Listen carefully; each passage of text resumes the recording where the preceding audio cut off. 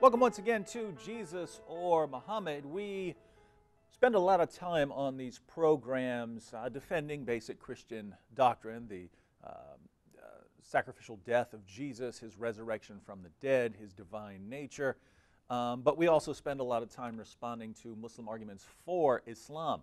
And we're going to do that with the most popular argument for Islam. So Muslims offer arguments to show that Islam is the true religion. If you go back to Muhammad's time, he only had a couple of basic arguments. One was the argument from literary excellence. Well, it's just my title for it. But the argument is that the Quran is so amazing it must come from God.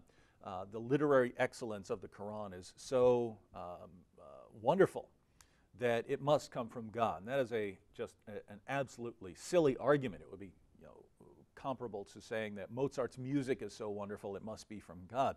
It's not a good argument. And the other argument that was most popular during Muhammad's time was claiming that the Bible contains prophecies about him. So if Muhammad is talking to the pagans, well, it was, my book is so wonderful, my poetry is so great, it must be from God. Really strange argument. And if he's talking to Jews or Christians, it's, well, the Bible contains prophecies about me, when Muhammad's teachings contradict the Bible. So it's a very odd claim to make. So those are the arguments Muhammad used, and they're not very good arguments. In fact, they're both horrible, horrible, horrible arguments. And so it's not surprising that Muslims have, in our modern times, chosen a very different path.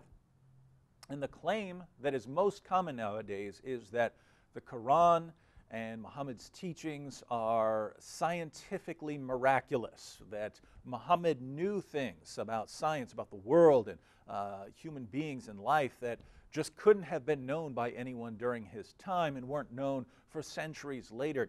And that this is how we can know that he must have been a prophet, because he must have been getting this from God.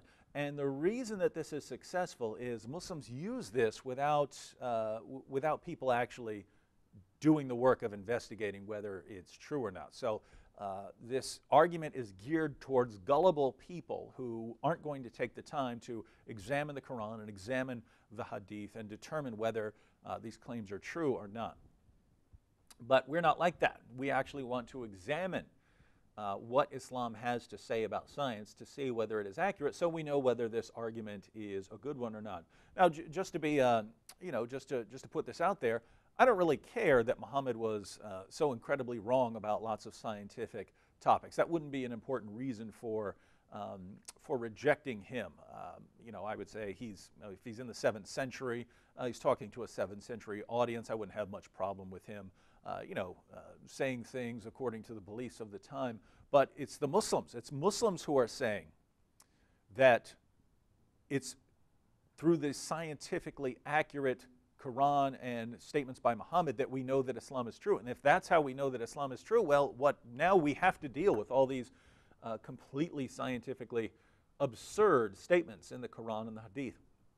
And so we'll go through some of those in this program, and we'll see how far we get. But we could go on endlessly with problems in the Quran and the Hadith. Well, let's start with Muhammad's view of the universe. So Muhammad has a certain view of the universe that's laid down in the Quran and in the teachings of Muhammad. And at the bottom of everything, we find, let's go ahead and read it. But we'll read a verse of the Quran, and then we'll look at the understanding of the people who were there. Chapter 68, verse 1 of the Quran says, Nun, by the pen and by the record which men write. So what's that nun mean? Here we say, well, we don't know what it means, but according to one of Muhammad's companions, Ibn Abbas, they knew what it meant. This is the tafsir of Ibn Abbas on this nun, what Allah is swearing by. He says, Allah swears by the nun, which is the whale that carries the earths on its back while in water, and beneath which is the bull, and under the bull is the rock, and under the rock is the dust, and none knows what is under the dust save Allah.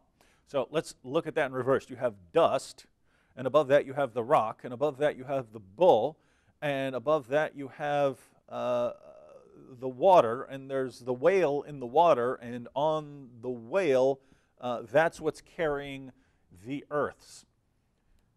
Right now you should be looking at this saying, well, that's what the Quran meant here, according to the people who are around Muhammad. So these are the people who know Muhammad, who are asking him questions about what the Quran means, and that's their understanding of what the Quran is saying here by the Nun, which is this giant whale or giant fish that's carrying the earths on its back. And yes, you heard correctly. You heard earths, plural. There's not just one earth. Let's see what he means here. This is chapter 65, verse 12 of the Quran.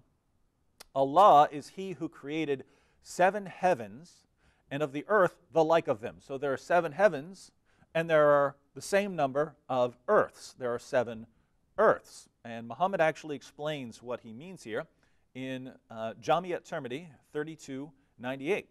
We read, "Then Muhammad said, 'Do you know what is under you?'" So Muhammad's talking to people, and he says, "Do you know what's under you?" So obviously the earth is under them.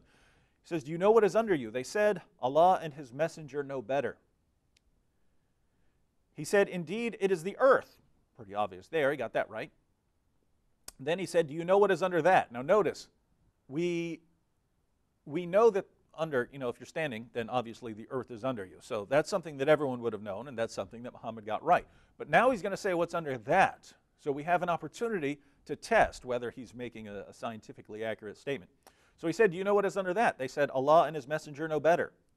He said, "Verily, below it is another earth, between the two of which is a distance of 500 years, until he enumerated 7 earths.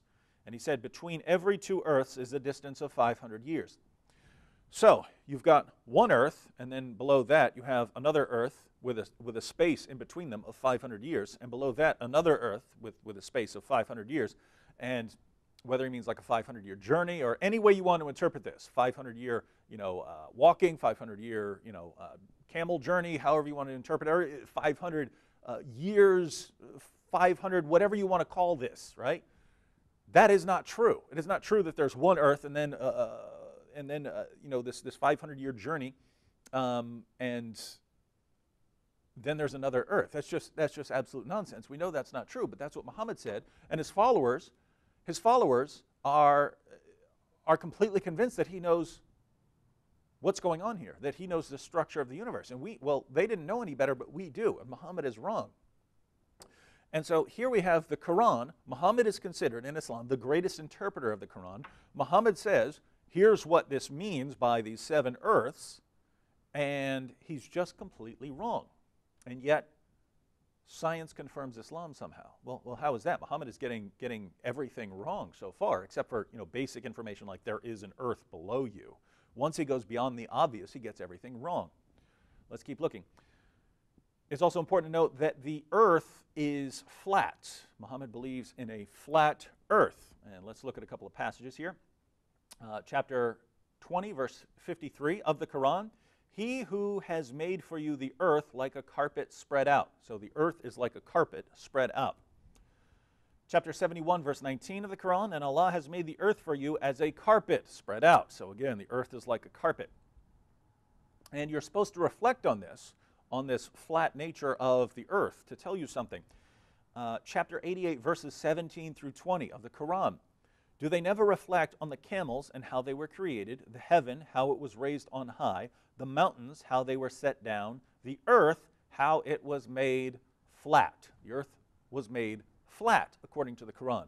Now, it's if you take modern translations, which are made for a Western audience, they will try to retranslate that to avoid the obvious error. But when we go back to earlier Islamic commentators, they point out that they know what the Arabic word here means, and it means laid out flat. Let me give you an example. Tafsir of Jalalain, one of the most popular Islamic commentaries of all time, comments on this verse.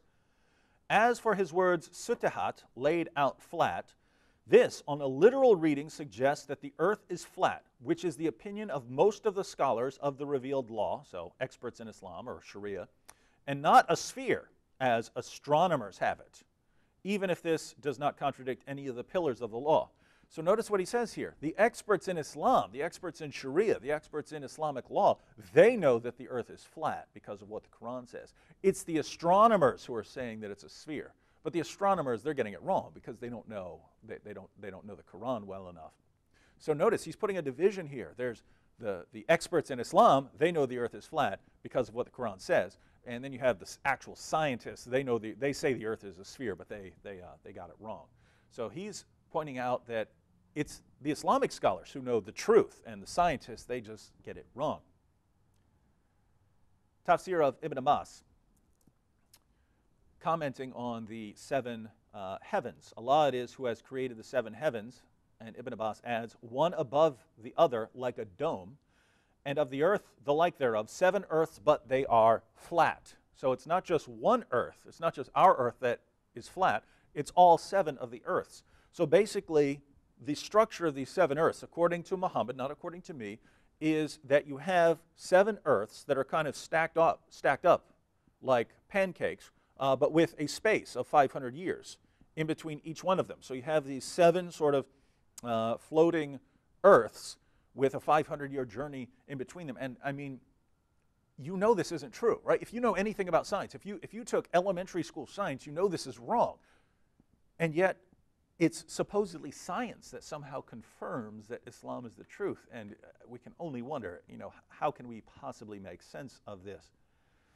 So, you have the seven earths, but notice Ibn Abbas says there's also the seven heavens, and that's what the Quran said, but there are the seven heavens, and they're like domes. Well, that's interesting because we have the earths, and then we have the domes. We'll get to that in a moment.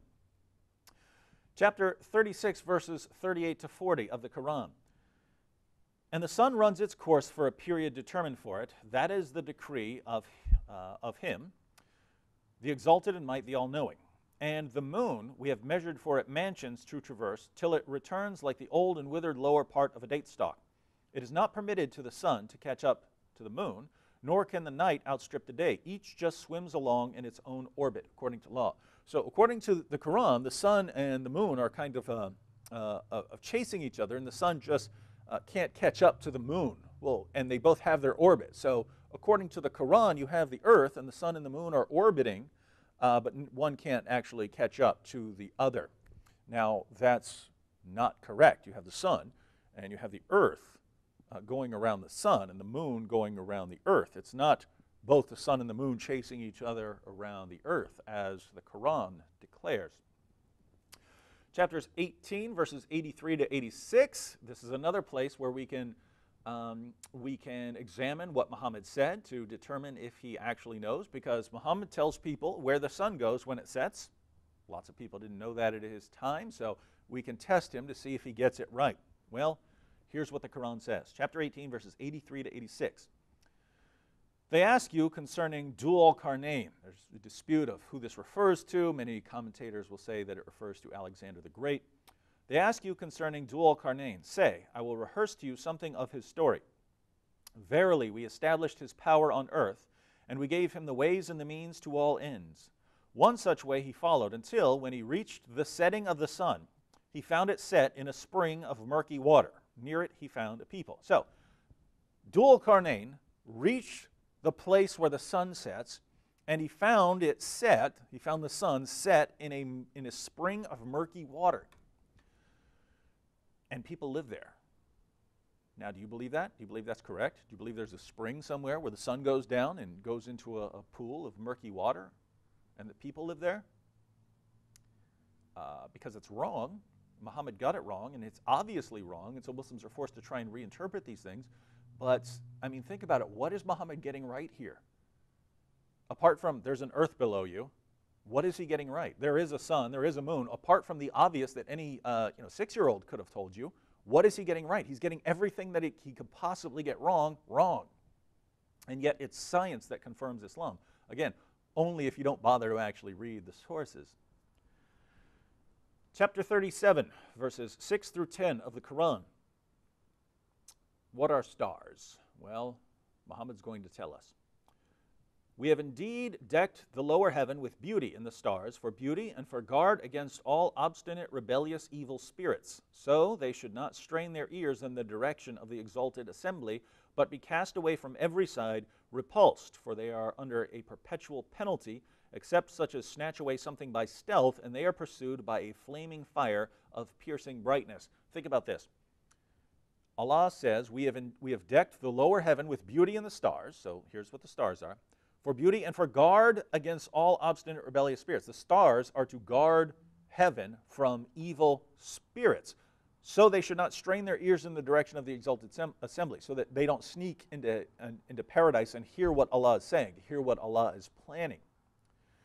But if they do, except such as snatch away something by stealth. So sometimes they actually get there and they hear something, they hear some of Allah's secrets, and they are pursued by a flaming fire of piercing brightness. So Allah hurls one of the stars at them, because these are what guard paradise against these evil spirits. But if they get something and they start trying to run away with the information that they overheard, they are pursued by a flaming fire. That's a shooting star. So when you see a shooting star, it's because Allah became angry at a demon who stole some information, and Allah hurled a star at him. Let's read one more. There are several passages of the Quran that talk about the stars being missiles. Let's read one more just so you don't think I'm misinterpreting that. Chapter 67, verse 5.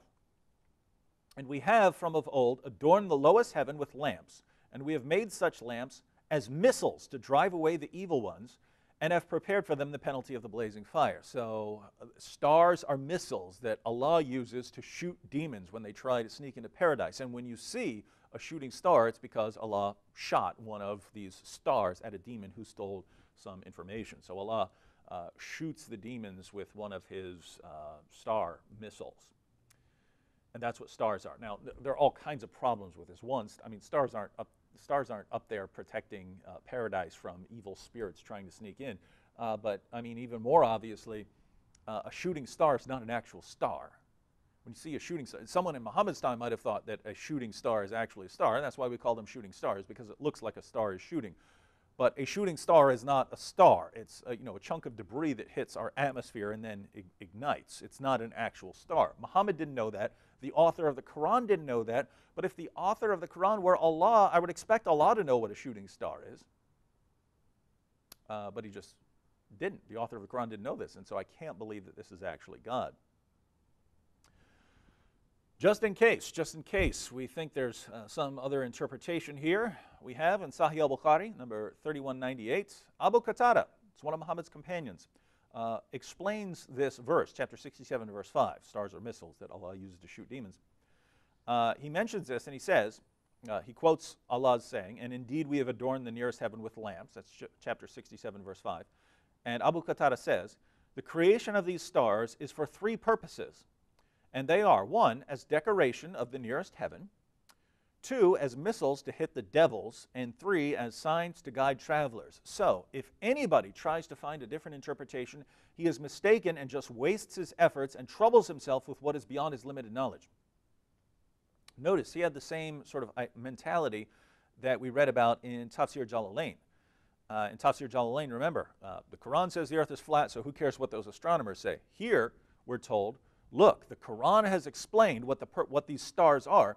Anyone who tries to seek any other sort of understanding, in other words, if you actually plan to do scientific research to determine what stars are, he says he is mistaken and just wastes his efforts and troubles himself with what is beyond his limited knowledge. In other words, don't even try to understand anything but what the Quran tells you. Don't try to understand it. It's a waste of time. This is Islam. This is the Islam of Muhammad and his companions. Jami at-Tirmidhi, number 3298. Then Muhammad said, do you know what is above you? So think about this. We've got what's down at the bottom. You've got the dust and the whale and all that stuff. And then you've got the 7 earths stacked up on each other. And then we know that the sun and the moon are circling this earth, and that the sun sets in a pool of murky water. And now you have the stars, which are missiles that God uses to shoot demons when they try to hear something in paradise. And what's above that? Jami at-Tirmidhi, number 3298. Then Muhammad said, do you know what is above you? They said, Allah and his messenger know better. He said, indeed, it is a preserved canopy of the firmament whose surge is restrained. Then he said, do you know how much is between you and between it? They said, Allah and his messenger know better. He said, between you and it is the distance of 500 years.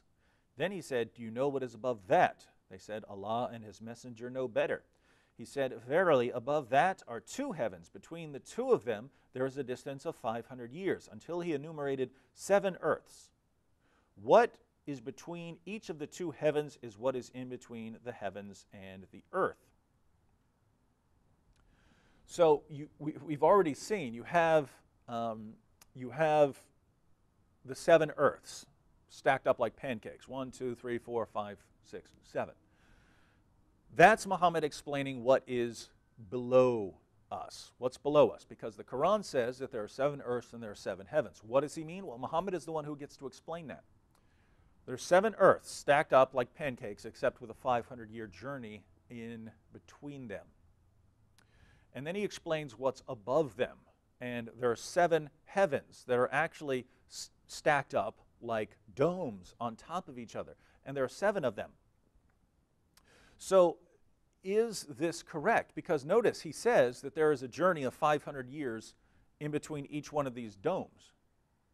But it's the same 500-year journey that's in between each one of the earths. So again, whatever kind of journey you want to call that, the 500 years that's in between it, whatever you want to call it, if you want to say it's 500 years on foot, it's 500 years on riding a camel, it's 500 years by horse, it's 500 years by train, it's 500 years by jet, by spaceship, whatever you want to call that 500-year journey, is there another Earth that's 500 years away from our flat Earth? No, our Earth is not flat, and there's certainly not another Earth 500-year journey away. We'd be able to see that. We would be able to detect that.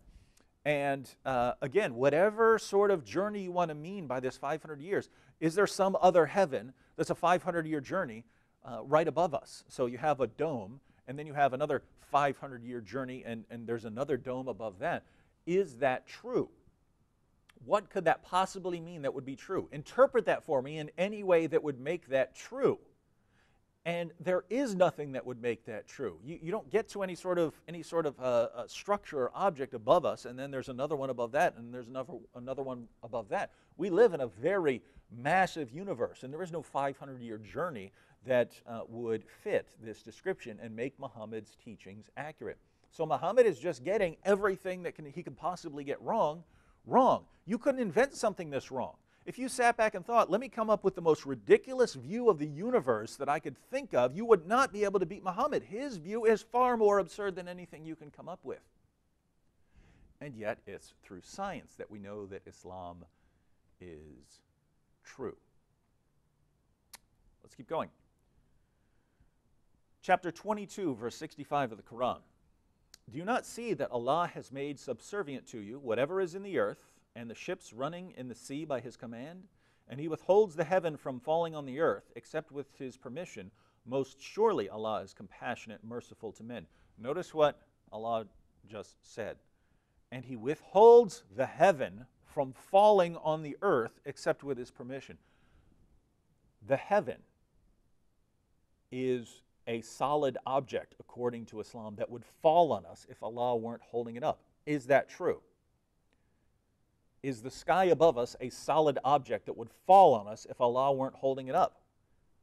So when he talks about these 7 heavens that are stacked on top of each other, he's talking about some sort of solid domes that he is holding in place, and if he weren't, they would just fall on us. Is that correct?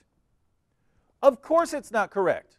And once again, Muhammad is getting everything that he could possibly get wrong. Let's read another verse of the Quran. Chapter 34, verse 9.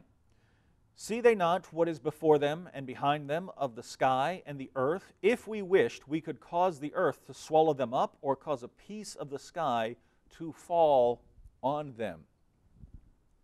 So again, the sky above you, when you look up in the sky, Muhammad doesn't know that that's mostly empty space with, some stars up there. Muhammad believes that there are these 7 solid domes above you, and if Allah weren't holding up the domes, of course we've already seen that they would fall on us, but even then, Allah can allow a piece of the heaven, the sky, to fall on us if he wanted to. So if he wants you to die, he can either have the earth swallow you up, or he could have a chunk of the sky, which he doesn't seem to know is empty space. He could have a chunk of that just fall on you. So, the earth, the earth has these domes above it, and a piece of that dome could just fall on you if Allah wanted. So these are actually solid objects. You have your 7 earths that are stacked up, and you have the domes above that, and Allah's holding them up. At any time, he could let a piece of that dome fall on top of you and crush you, but, hopefully he doesn't. That's the Quran. This is the scientifically accurate Quran. let's look at one more, because we sort of looked all the way at the bottom, and we've gone up step by step to see, go through the earths and then what is above them, and now there's something that's on top of everything. Muhammad tells us, Sunan Abu Dawud, number 4705. Muhammad said, above the seventh heaven, so this is above the seven domes, above the seventh heaven, there is a sea. The distance between whose surface and bottom is like that between one heaven and the next. Above that, here is some great information, some great scientific information for you. Above that, there are 8 mountain goats, the distance between whose hoofs and haunches is like the distance between one heaven and the next. Then Allah, the Blessed and the Exalted, is above that. So you've got your 7 heavens. Then there's a sea, the distance between whose surface and bottom is like that between one heaven and the next, so it's a 500-year journey. Above that, there are 8 mountain goats, so massive mountain goats. The distance between whose hoofs and haunches is like the distance between one heaven and the next. So whatever you want to say that 500-year journey means, that the 500 years between each of the domes and between each of the earths, keep in mind that whatever that distance is, you're saying there are goats that big. There are mountain goats that are that big. Muhammad says so. He's the prophet. He knows. So there are mountain goats that are that big. And then above them is Allah. So let's put all of this together. You've got 7 earths. That's false. All of them are flat. That's false. They're stacked on top of each other like pancakes. That's false, except with a long distance between them. That's false. Out on the edge of the top earth is a pool. That's false. Where the sun sets. That's false. There are also 7 heavens above the earths. That's false. And they're like domes that will fall on us if Allah doesn't hold them up. That's false. In the lowest heaven are the stars, which Allah uses to hurl at demons. That's false. And all of this is sandwiched between a giant fish. That's false. And 8 giant goats. That's false. What did Muhammad get right? Again, apart from there is an earth, there is a sun, there is a moon, there are stars, apart from the obvious that anyone could have told you, what did he get right? Nothing. Everything that he could possibly get wrong, he got wrong. So if Muslims are appealing to science to say this is how we know that Islam is true, well, everything Muhammad said that he could get wrong, he got wrong. So if science is the judge in our assessment of Islam, if science is the way we're going to determine what's true or false with Islam, we have to say that if he got everything wrong, then this certainly isn't any confirmation. If science is the judge, then we have to say that Islam is false because he got everything wrong. Now, all we did here was look at Muhammad's view of the universe. There's much more we could look at than just the universe. We can look at Muhammad's view of reproduction, or Muhammad's statements about hygiene, and we'll look at those on our next episode of Jesus or Muhammad.